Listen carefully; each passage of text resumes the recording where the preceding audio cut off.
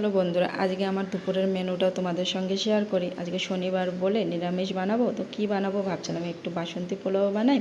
তো প্রথমে হলুদ, ঘি এবং একটু আদা বাটা, কাঁচা লঙ্কা বাটা দিয়ে ভালো করে মাখিয়ে নিলাম। দিয়ে গ্যাসটা ধরিয়ে এবার কড়াইটা চাপিয়ে দিলাম, একটু ঘি দিয়ে এবং কাজু এবং কিশমিশ দিয়ে ভালো করে ভেজে এবং এই চালটা দিয়ে ভালো করে একটু নাড়িয়ে চাড়িয়ে ভেজে নেব ভালো করে। এবং এই জলটা, এটা কিন্তু সত্যি খুব ইম্পর্ট্যান্ট। ঠিকঠাক মতন জল না দিলে খুবই প্রবলেম। তো দেখো আমার পোলাওটা কত সুন্দর ঝরঝরে হয়ে গেছে। তো স্বাদ মতো লবণ এবং চিনি দিয়ে মিশিয়ে নামিয়ে নিলাম। এরপরে বানিয়ে নেব আমি পনির। তো আজকে পনিরটা বানিয়েছি আমি ক্যাপসিকাম এবং বিনস দিয়ে। দেখো প্রথমে আমি লাল লাল করে ভেজে নিলাম পনিরটা, তারপরে ক্যাপসিকাম বিনস দিয়ে কষিয়ে দেখো তরকারিটা আমার রেডি।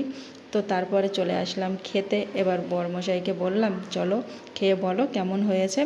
তো প্রথমে খেয়ে তো বলল যে হ্যাঁ খুব সুন্দর হয়েছে, কিন্তু আমার মনে একটু সন্দেহ হলো যে কি জানি এই গরমে কষ্ট করে রান্না করেছি তাই হয়তো বলেছে।